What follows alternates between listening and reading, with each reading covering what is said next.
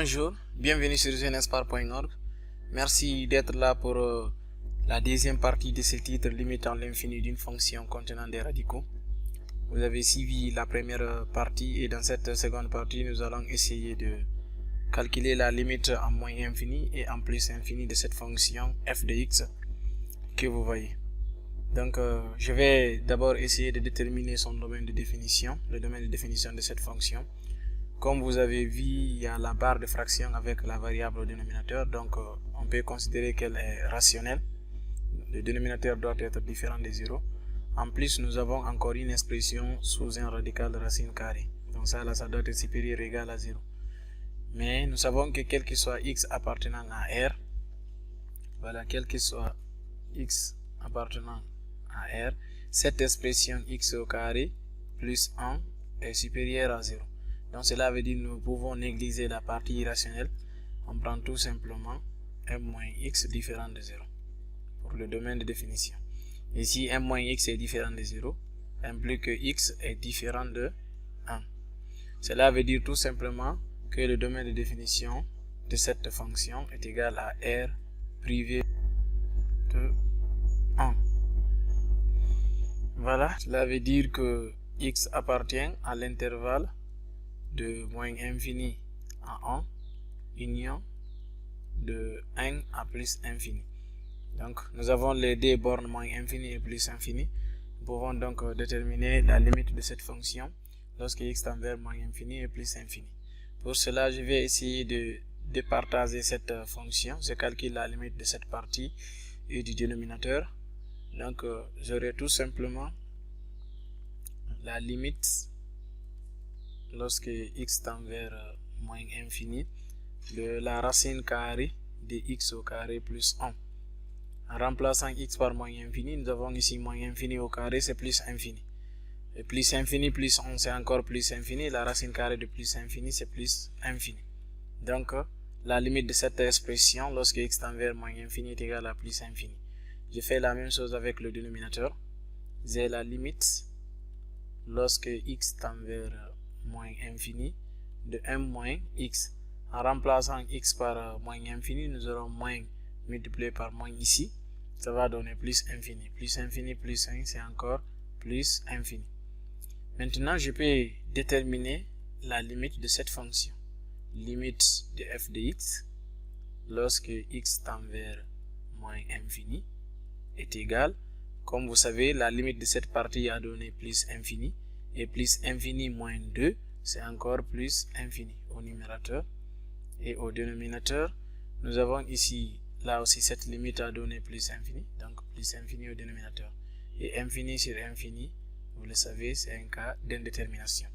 Maintenant, il faut lever cette indétermination en essayant de mettre en évidence ce terme de plus haut degré x au carré. Donc, regardez comment je vais essayer de transformer cette fonction f. Je vais essayer à présent de transformer la fonction f de x pour lever l'indétermination. On sait que f de x est égal à la racine carrée de x au carré plus 1 moins 2 sur m moins x. Donc là, je vais essayer de mettre x au carré en évidence à l'intérieur de ce radical. J'aurai tout simplement la racine carrée de x au carré en facteur. Donc ici j'aurai 1 plus, là il n'y avait pas x au carré, donc je serai obligé d'utiliser une fraction 1 sur x au carré. Voilà. Et moins 2, le tout sur le dénominateur 1 moins x. C'est ce qui est égal à tout simplement, si je donne chaque facteur ici son radical, racine carrée, on aura la racine carrée de x au carré multiplié par la racine carrée de ce facteur qui est m plus 1 sur x au carré. Voilà. Après il y a moins 2. C'est un moins 2 sur le dénominateur 1 moins x. Implique donc que la fonction f de x est égale. Là, la racine carrée de x au carré est égale à la valeur absolue de x. Ceci qui sera multiplié par ce facteur en racine carrée, n plus 1 sur x au carré. Voilà, donc moins 2, qui est toujours le deuxième terme de ce numérateur, divisé par m moins x. Maintenant, la valeur absolue de x est égale à moins x, quel que soit x appartenant à l'intervalle de moins infini à 0. De moins infini à 0, valeur absolue de x est égale à moins x. Maintenant, si on remplace valeur absolue de x par cette expression, nous aurons donc f de x est égal, valeur absolue de x est égale à moins x multiplié par la racine carrée de 1 plus 1 sur x au carré. 1 sur x au carré, et devant il y a moins 2, de tout sur le dénominateur m moins x. Et à partir de là, je vais essayer de mettre en évidence moins x au numérateur et moins x au dénominateur. F de x sera égal, au numérateur j'ai moins x en facteur. Là j'aurai la racine carrée, ce facteur 1 plus 1 sur x au carré. Et ici je serai obligé de mettre plus, comme j'ai mis moins en facteur. Donc plus 2 sur x. Voilà. De tout sur, là aussi je prends moins x en évidence. J'aurai ici moins 1 sur x pour avoir plus 1. Et devant j'aurai plus 1 pour avoir moins x. Et les moins x et moins x peuvent maintenant se simplifier. La fonction f de x sera égale à la racine carrée de 1 plus 1 sur x au carré. Le radical, c'est pour aussi le dénominateur x au carré. Et maintenant, devant, nous aurons tout simplement plus 2 sur x. Le tout sur le dénominateur, c'est m moins 1 sur x. Voilà, moins 1 sur x plus 1 est égal à m moins 1 sur x. Maintenant, déterminer la limite de f lorsque x tend vers moins infini revient à déterminer la limite de cette expression lorsque x tend vers moins infini. Je vais essayer de départager maintenant. Je calcule la limite de chaque partie lorsque x tend vers moins infini. Donc, limite lorsque x tend vers moins infini de la racine carrée de 1 plus 1 sur x au carré. Cette partie-là va donner tout simplement 1.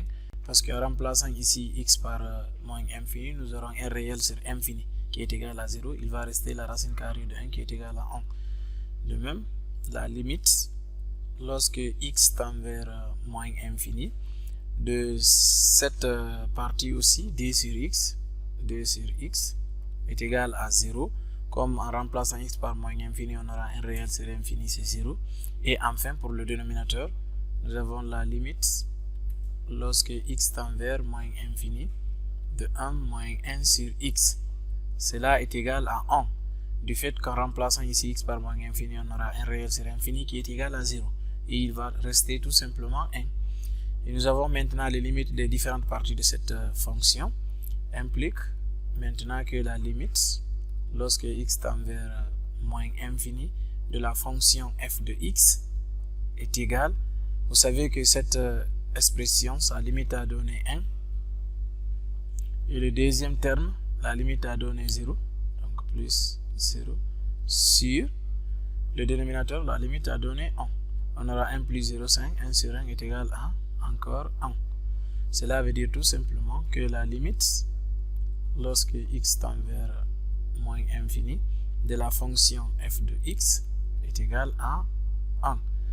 Voilà, la fonction du départ n'avait pas donné une limite, mais après transformation, nous avons trouvé la limite de cette fonction f de x lorsque x tend vers moins infini.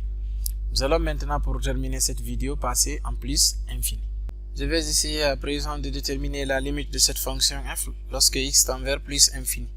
Donc, la même chose avec la méthode précédente, je vais essayer de déterminer la limite de cette partie et de cette autre partie lorsque x tend vers plus infini. J'élimine lorsque x tend vers plus infini de la racine carrée de x au carré plus 1. La réponse ne change pas. En remplaçant ça par plus infini, nous aurons la racine carrée de plus infini qui est égale à plus infini. De même, la limite, lorsque x tend vers plus infini, de ce dénominateur, c'est m moins x. Cette fois-ci, ça va donner moins infini, comme on a un signe moins ici multiplié par plus donne moins. De toutes les façons, la limite, lorsque x tend vers moins infini, je suis avec plus infini, voilà, pardon, de la fonction f de x est égale au numérateur. Là, on m'a trouvé plus infini, moins 2, c'est encore plus infini. Et en bas, on a moins infini. Infini sur infini, et toujours, nous avons le cas d'indétermination. Mais vous vous rappelez, avec la transformation précédente, on a trouvé f de x est égal, lorsqu'on a mis en évidence x au carré à l'intérieur ici, valeur absolue de x, multiplié par la racine carrée de m plus 1 sur x au carré. Et moins 2 sur le dénominateur. Donc, m moins x. Seulement cette fois-ci, quel que soit x appartenant à l'intervalle de 0 à plus infini. De 0 à plus infini, ce n'est plus de moins infini à 0. Là, la valeur absolue de x est égale à plus x, si x est positif. Nous allons remplacer par x, la valeur absolue de x. Nous avons donc f de x est égal à x multiplié par la racine carrée de 1 plus 1 sur x au carré moins 2 sur le dénominateur m moins x. Cette fois-ci, comme c'est x qui est là, je vais essayer de mettre en évidence x au lieu de moins x. Donc là, c'est x en facteur. Il reste pour le premier terme la racine carrée de 1 plus 1 sur x au carré.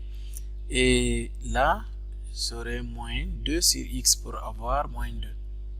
Voilà, moins 2 sur x. Et au dénominateur aussi, je mets en évidence x. J'aurai tout simplement ici 1 sur x et moins 1. Ça, c'est pour avoir moins x.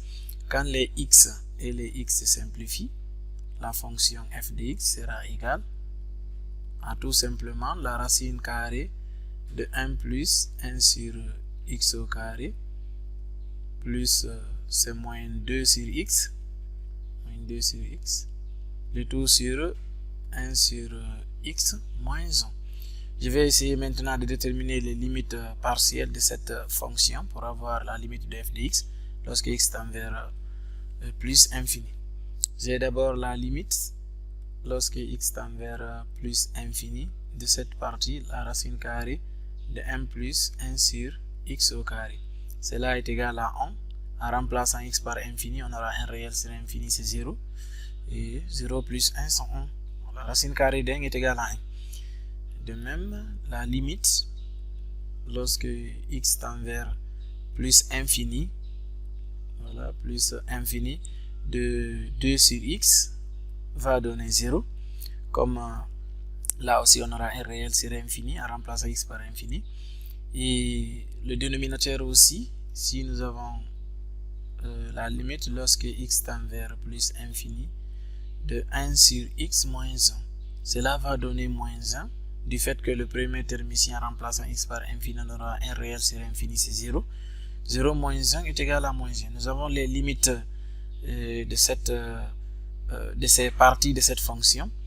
Maintenant, nous avons la limite lorsque x tend vers plus infini de la fonction f de x est égal, vous savez, pour le premier terme, nous avons trouvé 1, la limite. Le deuxième terme, au numérateur, nous avons trouvé 0. Et en bas, le dénominateur, on a trouvé moins 1. m moins 0, c'est 1. 1 divisé par moins 1 est égal à moins 1. Donc, vous avez vu, nous avons déterminé la limite de cette fonction lorsque x tend vers plus infini. F de x, la limite nous a donné moins 1. Voilà, si la première expression de f n'a pas permis de déterminer la limite de f de cette fonction, quand même après transformation, nous avons trouvé la limite de la fonction f de x lorsque x tend vers plus infini. C'était la deuxième partie de limite en l'infini d'une fonction contenant des radicaux. C'est complètement fini pour ce titre. Merci de l'avoir suivi. À très bientôt pour un autre.